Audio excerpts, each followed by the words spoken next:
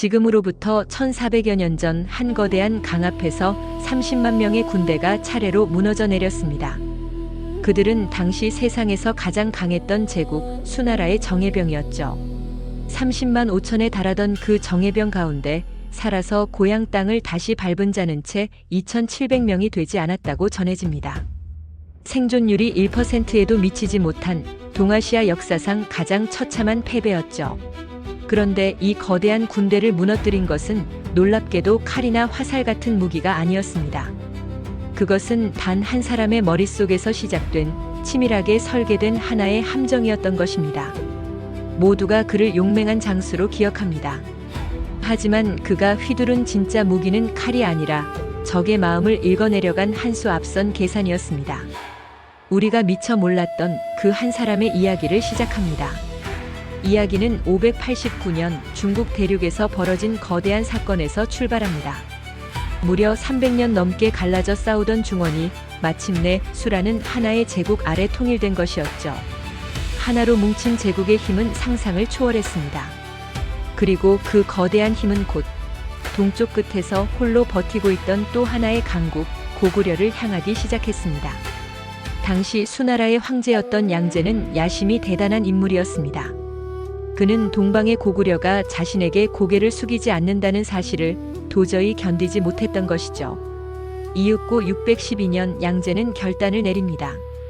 기록에 따르면 그가 동원한 군사는 무려 113만이 넘었고 식량과 물자를 나르는 인력까지 더하면 그 수는 헤아리기 어려울 정도였다고 전해집니다. 이는 비슷한 시기 서양에서 벌어진 어떤 대전쟁과 견주어도 압도적인 규모였습니다. 한 나라를 통째로 집어삼키고도 남을 그 거대한 파도가 이제 고구려의 국경으로 밀려들고 있었던 것입니다. 바로 그 절망적인 상황에서 고구려의 운명을 짊어진 한 사내가 역사에 등장합니다. 그의 이름은 을지문덕, 당시 고구려 조정의 대신이었죠. 그런데 흥미로운 사실이 하나 있습니다. 고구려를 구한 이 위대한 영웅에 대해 정작 우리가 알 수 있는 기록은 놀라울 만큼 적게 남아있다는 점이죠. 그가 어떤 가문에서 태어났는지, 어떻게 자라 어떤 길을 걸어왔는지조차 분명하지 않습니다. 역사서 삼국사기가 그에 대해 남긴 평가는 단 몇 줄이 전부였던 것입니다. 다만 그 짧은 기록은 이렇게 전합니다. 그는 성품이 침착하고 굳세었으며 뛰어난 지략과 술수를 지녔고 거기에 글솜씨까지 겸비한 인물이었다고 말이죠. 바로 이 지략과 글이라는 두 단어가 이 이야기의 모든 것을 설명하게 됩니다. 그리고 바로 이 거대한 침공군 속에는 양제 자신도 미처 알지 못했던 치명적인 약점 하나가 숨어 있었습니다. 을지문덕은 그 약점을 정확히 꿰뚫어 보고 있었죠. 그것이 무엇이었는지 지금부터 따라가 보겠습니다. 거대한 수나라 군대는 자신만만하게 국경을 넘었습니다. 그러나 그들 앞을 가로막은 것은 고구려의 견고한 성들이었죠. 그 중에서도 요동성은 몇 달이 지나도록 끝내 무너지지 않았습니다. 하루 이틀이 아니라 무려 석 달이라는 시간이 그렇게 흘러가 버렸습니다. 천하를 호령하던 황제 양제로서는 도무지 받아들이기 힘든 굴욕이었죠. 겨울이 오기 전에 결판을 내야 했던 양제는 결국 대담한 승부수를 던집니다. 전군에서 가려 뽑은 정예병 30만 5천 명으로 별동대를 꾸려 고구려의 심장인 평양성으로 곧장 돌격하게 한 것이었습니다. 그런데 바로 이 작전 속에 훗날 30만 대군을 집어삼키게 될 치명적인 함정이 숨어 있었습니다. 별동대에게는 따로 물자를 나르는 보급부대가 없었고 병사 한 사람 한 사람이 100일치의 식량을 직접 등에 짊어져야 했던 것이죠. 짐의 무게는 상상 이상이었습니다. 견디다 못한 병사들은 무거운 식량을 몰래 땅에 파묻거나 버리기 시작했고 그렇게 평양성에 닿기도 전에 군량은 서서히 바닥을 드러내고 있었습니다. 을지문덕이 노린 약점이 바로 이것이었습니다. 30만 별동대가 압록강 서쪽의 모습을 드러내자 고구려는 술렁였습니다. 그리고 바로 그 순간 을지문덕은 누구도 상상하지 못한 결정을 내립니다. 그는 항복을 청한다는 명분을 내세워 단신으로 적진에 직접 걸어 들어가기로 한 것입니다. 적장의 코앞에서 그들의 실상을 자기 눈으로 직접 확인하기 위해서였죠. 적장 우중문과 우문술 앞에 선 을지문덕은 겉으로는 화친을 이야기했습니다. 그러나 그의 두 눈은 그 순간에도 적진 구석구석을 빠짐없이 읽어내려가고 있었죠.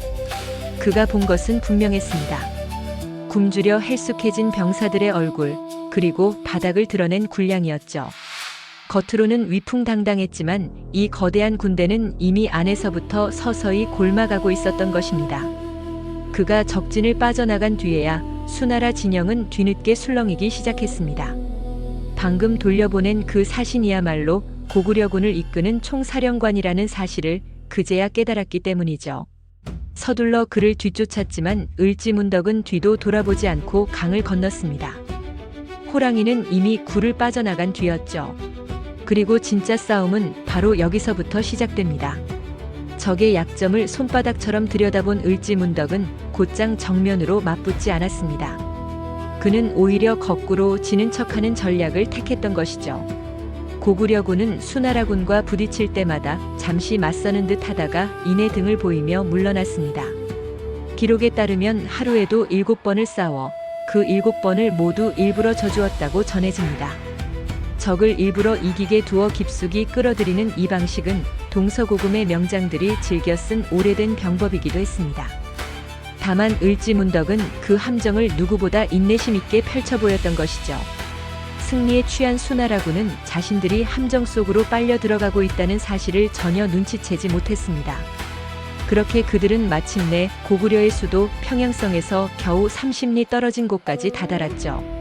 그러나 눈앞의 평양성은 험하고 견고했고 바다를 건너 합류하기로 했던 수나라 수군마저 이미 고구려군에게 격파당한 뒤였습니다. 30만 대군은 적진 한복판에서 굶주린 채 오도 가도 못하는 처지에 놓이고 말았습니다. 바로 그 절묘한 순간 을지문덕은 마지막 한 수를 둡니다. 그는 적장 우중문에게 한 편의 시를 적어보냈죠. 칼 대신 붓을 들어 적의 마음을 정조준한 것입니다. 시의 내용은 겉으로는 적장을 한껏 치켜 세우는 것이었습니다. 그대의 신묘한 계책은 하늘의 이치를 다했고 기묘한 셈은 땅의 이치마저 꿰뚫었다고 말이죠. 그러나 시의 진짜 칼날은 마지막 구절에 숨어 있었습니다. 싸워 이긴 공이 이미 충분히 높으니 만족할 줄 알거든 부디 그쯤에서 멈추는 것이 어떻겠냐고 말이죠. 칭찬의 탈을 쓴 서늘한 조롱이었습니다. 여기에 더해 을지문덕은 군대를 돌리기만 한다면 고구려 왕을 모시고 직접 찾아가 예를 갖추겠다는 거짓 항복의 뜻까지 전했습니다. 물러설 명분조차 없던 적장들에게 빠져나갈 구실을 슬쩍 쥐어준 것이죠. 굶주림과 피로에 무너지기 직전이었던 수나라군은 결국 이명분을 붙들고 퇴각을 결정합니다.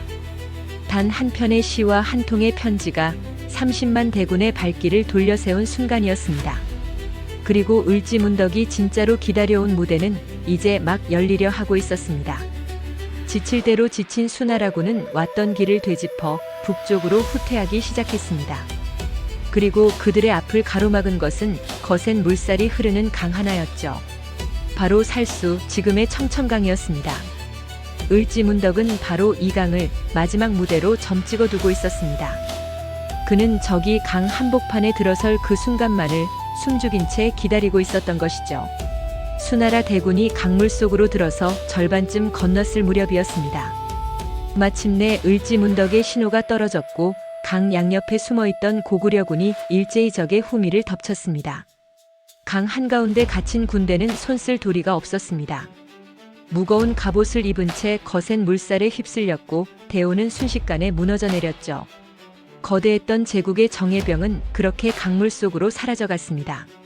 이렇게 깊숙이 끌어들인 적을 한순간에 끊어낸 방식은 훗날 게르만족이 로마의 군단을 숲으로 유인해 전멸시킨 토이토브루크 숲의 싸움과도 묘하게 닮아 있었습니다. 적의 자만을 무기로 되돌려준다는 점에서 말이죠. 강을 건넌 살아남은 자들은 뒤도 돌아보지 못하고 달아났습니다. 하루 만에 450리를 도망쳤다는 기록이 전할 만큼 그것은 공포에 가까운 패주였습니다.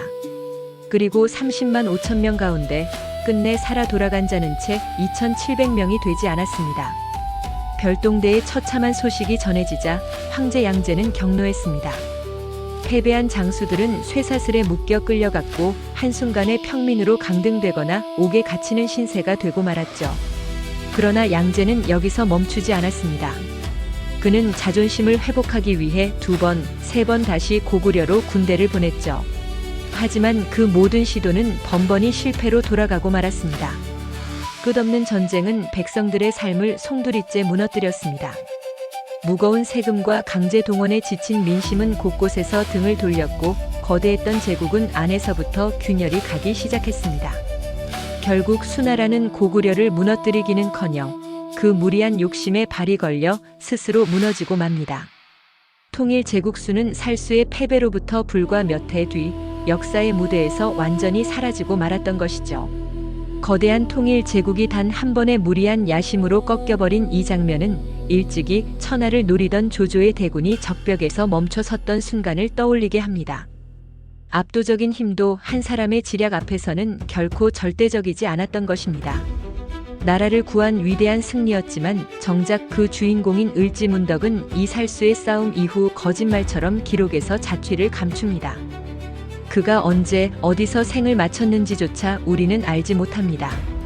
어쩌면 그래서 그는 더욱 특별한 인물로 남았는지도 모릅니다. 화려한 무용담이 아니라 적의 약점을 꿰뚫어본 차가운 통찰력 하나로 거대한 제국을 멈춰 세웠으니 말이죠. 우리는 흔히 가장 강한 자가 모든 것을 차지한다고 믿습니다. 그러나 살수의 강물은 진짜 힘이란 때로 가장 조용한 계산 속에서 나온다는 사실을 1400년이 지난 지금까지도 말없이 증언하고 있습니다. 만약 그날 강가에 선 사람이 을지문덕이 아니었다면 지금 우리가 아는 역사는 과연 어떤 모습이었을까요? 칼을 뽑지 않고도 가장 큰 싸움을 이긴 한 사람을 여러분은 이제 어떻게 기억하시겠습니까?